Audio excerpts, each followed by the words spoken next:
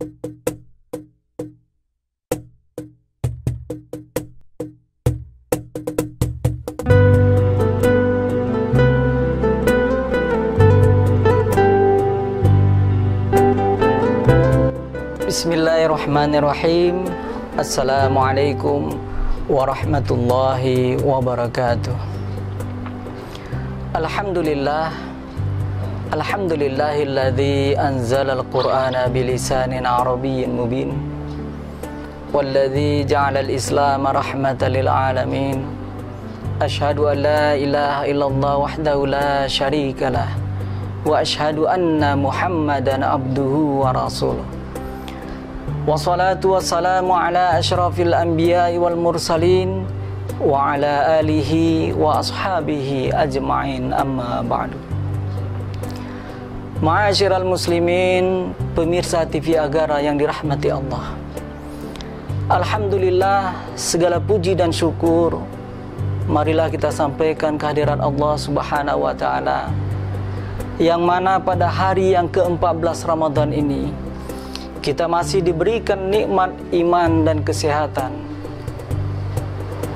Karena keimanan tadilah kita sanggup dan mampu melaksanakan ibadah puasa dan rangkaian ibadah-ibadah yang lain di bulan Ramadan ini. Rasulullah sallallahu alaihi wasallam bersabda, "Man shoma Ramadhana imanan wa ihtisaban ghufira lahu ma qaddama min dzambi." Barang siapa yang berpuasa di bulan Ramadan karena keimanan dan penuh perhitungan, maka diampunilah dosa-dosanya yang terdahulu. Demikian pula semoga salawat beserta salam selalu tercurahkan kepada panutan kita, suri tauladan kita, Habibullah Muhammad sallallahu alaihi wasallam. Ma'asyiral muslimin, pemirsa TV Agara yang dirahmati Allah Subhanahu wa taala. Pada dasarnya, pada hakikatnya manusia itu memiliki naluri ingin hidup bebas dan merdeka. Manusia memiliki naluri ingin hidup bahagia dan senang. Ketika dia bekerja, kapan dia masuk, istirahat dan pulang sesuai dengan keinginannya. Demikian pula seorang pedagang, mereka memiliki naluri ingin memperoleh keuntungan yang sebesar-besarnya. Demikian pula seorang petani dan pekebun, naluri mereka ingin menghasilkan panen yang sebanyak-banyaknya. Hal ini sesuai dengan kaidah usul fiqh, al-aslu fil insan al-bara'ah. Pada dasarnya umat manusia itu adalah bebas dan merdeka. Ma'asyiral muslimin, pemirsa TV Agara yang dirahmati Allah Subhanahu wa taala. Semua kebebasan itu dibatasi oleh hati yang memiliki keyakinan kepada Allah Subhanahu wa taala. Keberuntungan, kesenangan dan kebahagiaan yang kita peroleh hari ini berbanding lurus dengan tingkat kualitas keyakinan kita kepada Allah Subhanahu wa taala. Orang yang tidak memiliki keyakinan kepada Allah Subhanahu wa taala, walaupun mereka memiliki fasilitas yang mewah, harta yang melimpah, kedudukan yang tinggi, maka tidak akan ia jumpai ketenangan di dalam hidupnya. Maka dia tidak akan menjumpai dan menemui kebahagiaan yang hakiki di dalam hidupnya. Salah satu cara untuk memperkuat keyakinan kita kepada Allah Subhanahu wa taala yaitu dengan ilmu. Dengan ilmu kita mempelajari ketauhidan. Dengan ilmu kita bisa mengenal Allah Subhanahu wa taala lebih jauh lagi. Mengenal sifat dan asma-asmanya Allah Subhanahu wa taala. Karena ilmu merupakan pokoknya amal. Ilmu merupakan pupuknya iman. Dan karena ilmu jugalah yang membawa kita jalan menuju ke surganya Allah Subhanahu wa taala. Ma'asyiral muslimin, pemirsa TV Agara yang dirahmati Allah Subhanahu wa taala. Sebagaimana sabda Rasulullah sallallahu alaihi wasallam, "Man salaka tariqan fi yaltamisu fihi ilman, sahalallahu lahu bihi tariqan ilal jannah." Barang siapa yang menempuh suatu jalan yang mencari ilmu, maka Allah Subhanahu wa taala akan mempermudahkan jalannya menuju surga. Ma'asyiral muslimin, pemirsa TV Agara yang dirahmati Allah Subhanahu wa taala. Ketika kita menyadari bahwasanya Allah Subhanahu wa taala Maha mengetahui, Maha mendengar dan Maha melihat, maka seketika itu pula lah setiap ucapan kita, setiap tingkah laku dan perbuatan kita terhindar dari sifat-sifat penyakit hati, terhindar dari segala perbuatan dosa dan maksiat. Ketika kita menyadari bahwasanya Allah Subhanahu wa taala Maha pemberi rezeki, maka seketika itulah semua yang apa kita usahakan mencari nafkah dan rezeki, maka kita peroleh dengan cara-cara yang dihalalkan oleh Allah Subhanahu wa taala.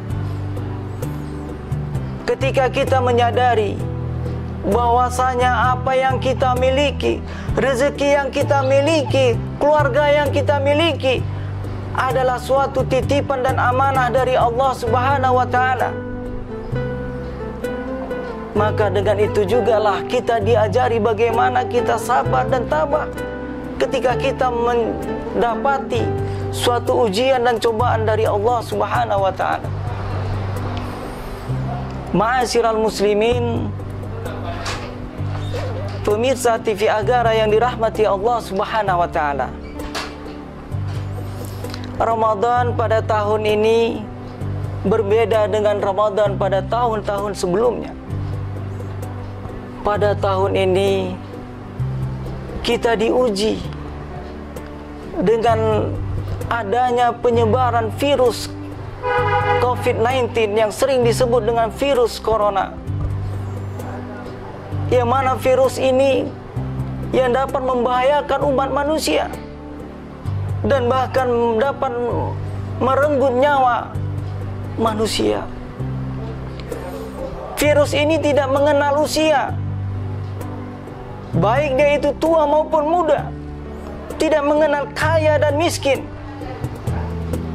Bahkan kita melihat para dokter dan tim medis yang mana mereka memiliki ilmu pengetahuan tentang kesehatan yang lebih mumpuni daripada kita, mereka juga menjadi korban ganasnya virus corona ini. Ma'asyiral muslimin, TV Agara yang dirahmati Allah Subhanahu wa taala. Situasi dan kondisi pada saat sekarang ini meluluh lantakkan semua sendi kehidupan umat manusia.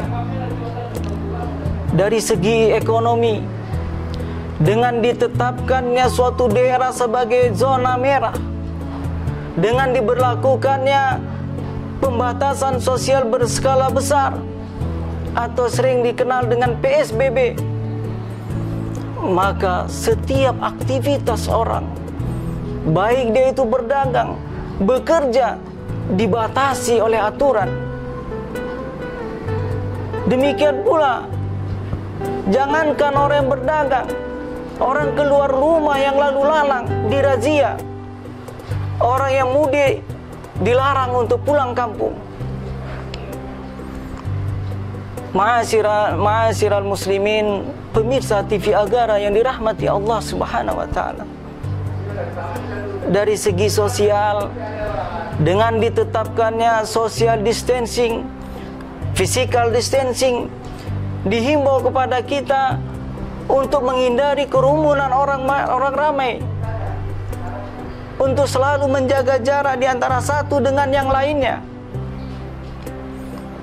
Hal inilah yang menjadi dasar terbitnya surat edaran Menteri Agama yang menunda semua pelayanan pernikahan sampai tanggal 29 Mei 2020. Dalam segi agama, hal ini mengusik spiritual pemikiran kita dalam melaksanakan ibadah, terutama ibadah di bulan Ramadan ini. Dengan dikeluarkannya fatwa Majelis Ulama Senior Arab Saudi menghimbau kepada umat muslim untuk melaksanakan sholat Jumat, sholat Tarawih dan sholat Aidil Fitri cukup dilaksanakan berjamaah di rumah. Hal senada juga dengan maklumat pimpinan pusat Muhammadiyah, maklumat pengurus besar Nahdlatul Ulama, fatwa Majelis Ulama Indonesia, yang terakhir tausiah Majelis Permusyawaratan Ulama Kabupaten Aceh Tenggara. Kesemuanya ini adalah untuk mencapai maqasid syar'iyyah, tujuannya disyariatkan, yaitu menjaga dan melindungi jiwa. Dar'ul mafasid muqaddam minal jalbil masalih, menghindari bahaya, menghindari mudarat lebih dahului dan diutamakan. Dar'ul mafasid muqaddam minal jalbil masalih, menghindari mafsadat, menjauhi mudarat lebih diutamakan dan didahului daripada kita mencapai dan memperoleh maslahat. Ma'asyiral muslimin, pemirsa TV Agara yang dirahmati Allah Subhanahu wa taala, untuk menyikapi situasi dan kondisi pada saat sekarang ini, ada 3 amalan yang perlu kita perhatikan, terutama di bulan Ramadan ini. Yang pertama yaitu istiqomah. Seberat apapun cobaan, musibah dan ujian yang diberikan oleh Allah kepada kita, tidak menggoyahkan keyakinan kita kepada Allah Subhanahu wa taala. Kita selalu dan tetap konsisten untuk melaksanakan apa yang diperintahkan oleh Allah dan menjauhkan segala yang dilarang oleh Allah Subhanahu wa taala. Begitu pentingnya istiqomah ini. Rasulullah sallallahu alaihi wasallam pernah bersabda, dari Sufyan ibni Abdillah pernah bertanya kepada Rasulullah sallallahu alaihi wasallam, "Wahai baginda Rasulullah sallallahu alaihi wasallam, sampaikanlah pesan agama kepadaku, yang mana aku tidak akan bertanya kepada yang lain selain kepada engkau, wahai baginda Rasulullah sallallahu alaihi wasallam." Qala qultu amantu billah wastaqim. Kemudian Rasulullah sallallahu alaihi wasallam menjawab, katakanlah, aku beriman kepada Allah dan tetap istiqomah dengan agamanya. Dan yang kedua adalah ikhtiar untuk menyikapi situasi dan kondisi saat sekarang ini. Hendaklah kita hadapi dengan hati yang tenang, bersabar, dan selalu menjaga kesehatan kita, menjaga ketahanan tubuh kita, agar kita dapat melaksanakan rangkaian ibadah dengan sebaik-baiknya dan sesempurna mungkin. Dan yang ketiga adalah istighfar. Marilah kita introspeksi diri, bermuhasabah, memohon ampun kepada Allah Subhanahu wa taala atas segala kekhilafan dan kesalahan yang selama ini kita lakukan, baik itu kita sadari ataupun tidak kita sadari. Oleh karena itu, di momen Ramadan ini, marilah kita tingkatkan kualitas iman dan takwa kita kepada Allah Subhanahu wa taala dengan memperbanyak tilawatil Quran, bukan hanya sekedar membaca Al-Quran, mempelajari, memahami dan mengamalkannya di dalam kehidupan kita sehari-hari. Memperbanyak zikir.